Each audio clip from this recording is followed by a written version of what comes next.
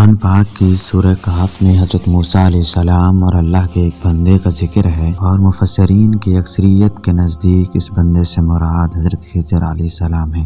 واقعہ کچھ یوں ہے کہ ایک مرتبہ حضرت موسیٰ علیہ السلام بنی اسرائیل کو خطاب کرنے کے لیے کھڑے ہوئے تو ان سے یہ سوال کیا گیا کہ لوگوں میں سب سے زیادہ علم کس کے پاس ہے؟ حضرت موسیٰ علیہ السلام نے فرمایا میرے پاس، اگرچہ یہی حقیقت تھی لیکن اللہ تعالیٰ نے ان پر اس لیے عطاب کیا کہ انہوں نے علم کو اللہ کی طرف منسوب کیوں نہیں کیا۔ اللہ تعالیٰ نے وہی بھیجی کہ بحرین جہاں دو دریا ملتے ہیں وہاں میرے بندوں میں سے ایک بندہ ایسا ہے جس کے پاس آپ سے زیادہ علم ہے۔ موسیٰ علیہ السلام نے عرض کیا اے رب میں کس طرح اس کے پاس پہنچوں گا؟ اللہ تعالیٰ نے فرمایا زنبیل میں سے ایک مچھلی رکھ کر چل دو، جہاں وہ کھو جائے گی وہیں وہ شخص آپ کو ملے گا۔ پھر موسیٰ علیہ السلام نے اپنے ساتھ خادم یوشع بن نون کو لیا اور زنبیل میں مچھلی رکھ کر چل دیے، یہاں تک کہ ایک ٹیلے کے پاس پہنچے تو موسیٰ علیہ السلام اور ان کے خادم دونوں لیٹ گئے اور سو گئے۔ مچھلی زنبیل میں کودنے لگی یہاں تک کہ نکل کر دریا میں گر گئی۔ اللہ تعالیٰ نے پانی کا بہاؤ وہیں روک دیا اور وہیں تاک ساکن بن گئی اور اس کا راستہ وہیں ہی بنا رہا، جبکہ موسیٰ علیہ السلام کے ساتھی بھول گئے کہ انہیں مچھلی کے متعلق بتائیں۔ صبح ہوئی تو موسیٰ علیہ السلام نے اپنے ساتھی سے کھانا طلب کیا اور فرمایا کہ اس سفر میں ہمیں بہت تھکن ہوئی ہے۔ راوی کہتے ہیں کہ موسیٰ علیہ السلام اسی وقت تھکے جب اس جگہ سے تجاوز کیا جس کے متعلق حکم دیا گیا تھا کہ ان کے ساتھی نے کہا دیکھیے جب ہم ٹیلے پر ٹھہرے تو مچھلی کے متعلق آپ کو بتانا بھول گیا تھا، اور یہ یقیناً شیطان ہی کا کام ہے کہ اس نے مجھے بھلا دیا۔ میں آپ سے اس کا تذکرہ کروں تو اس مچھلی نے عجیب طریقے سے دریا کا راستہ اختیار کیا۔ موسیٰ علیہ السلام فرمانے لگے وہیں جگہ تو ہم تلاش کر رہے تھے، چنانچہ وہ دونوں اپنے قدموں کے نشانوں پر واپس لوٹے۔ وہ دونوں اپنے قدموں کے نشانات پر چلتے چلتے چٹان کے پاس پہنچے تو ایک آدمی کو دیکھا کہ وہ چادر سے اپنے آپ کو ڈھانکے ہوئے ہیں۔ حضرت موسیٰ علیہ السلام نے انہیں سلام کیا، انہوں نے فرمایا زمین میں سلام کہاں؟ موسیٰ علیہ السلام نے فرمایا میں موسیٰ ہوں۔ انہوں نے پوچھا بنی اسرائیل کا موسیٰ؟ آپ نے فرمایا جی ہاں۔ حضرت خضر نے فرمایا اے موسیٰ تمہارے پاس اللہ کا دیا ہوا ایک علم ہے جسے میں نہیں جانتا، اور میرے پاس اللہ کا عطا کردہ ایک علم ہے جسے آپ نہیں جانتے۔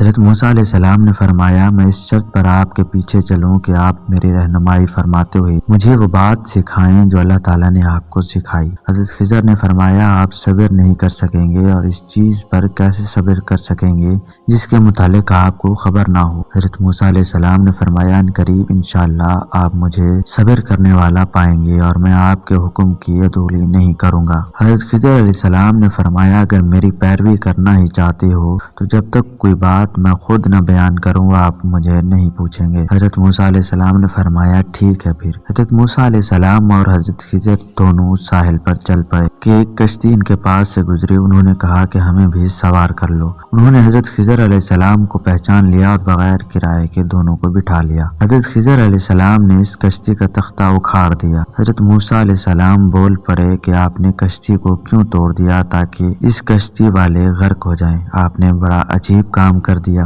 حضرت موسیٰ علیہ السلام نے فرمایا اے موسیٰ کیا میں نے تمہیں نہیں کہا تھا کہ تم میرے ساتھ رہ کر صبر نہیں کر سکو گے؟ حضرت موسیٰ نے فرمایا جو بات میں بھول گیا ہوں اس پر میرا مواخذہ نہ کریں اور مجھے تنگی میں نہ ڈالیں۔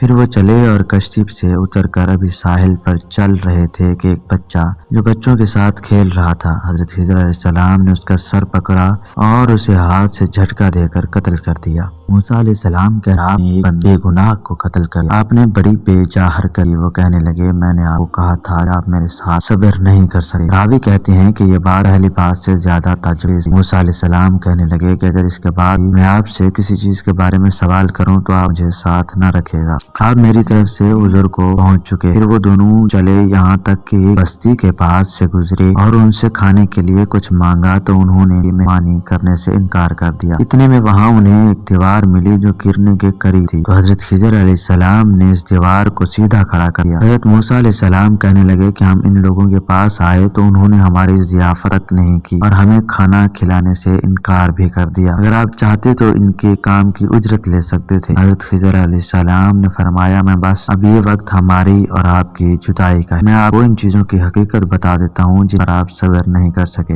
حضرت خضر علیہ السلام نے موسیٰ کا کپڑا پکڑ کر فرمایا میں آپ کو ان کاموں کاموں کا راز بتاتا ہوں جن پر تم صبر نہ کر سکے۔ کشتی تو ان مسکینوں کی تھی جو سمندر میں مزدوری کرتے تھے اور ان کے آگے بادشاہ تھا جو ظلم کشتیوں کو چھین لیتا تھا، تو میں نے چاہا کہ میں اس کشتی کو عیبدار کر دوں، تو جب کشتی چھیننے والا آیا تو اس نے کشتی کو عیبدار سمجھ کر چھوڑ دیا اور وہ کشتی آگے بڑھ گئی، اور کشتی والوں نے ایک لکڑی لگا کر اسے درست کر لیا، اور وہ لڑکا جسے میں نے قتل کیا فطرتاً کافر تھا۔ اس کے ماں باپ اس سے بڑا پیار کرتے تھے، تو جب وہ بڑا ہوا تو وہ اپنے ماں باپ کو بھی سرکشی میں پھنسا دیتا، تو ہم نے چاہا کہ اللہ تعالیٰ ان کو اس لڑکے کے بدلے میں دوسرا لڑکا عطا فرما دے جو کہ اس سے بہتر ہو، اور وہ دیوار جسے میں نے درست کیا وہ 2 یتیم لڑکوں کی تھی جس کے نیچے خزانہ تھا۔ ان کا باپ نیک آدمی تھا، سو اللہ پاک نے ارادہ فرمایا کہ یہ بچے بڑے ہو کر اس خزانے کو نکال لیں، سو دیوار گرنے کی صورت میں یہ خزانہ ضائع ہونے کا اندیشہ تھا۔ حضرت خضر نے فرمایا کہ یہ سب کچھ میں نے اللہ کے حکم سے ہی کیا۔ نبی کریم صلی اللہ علیہ وسلم نے فرمایا ہماری چاہت تھی کہ موسیٰ کچھ دیر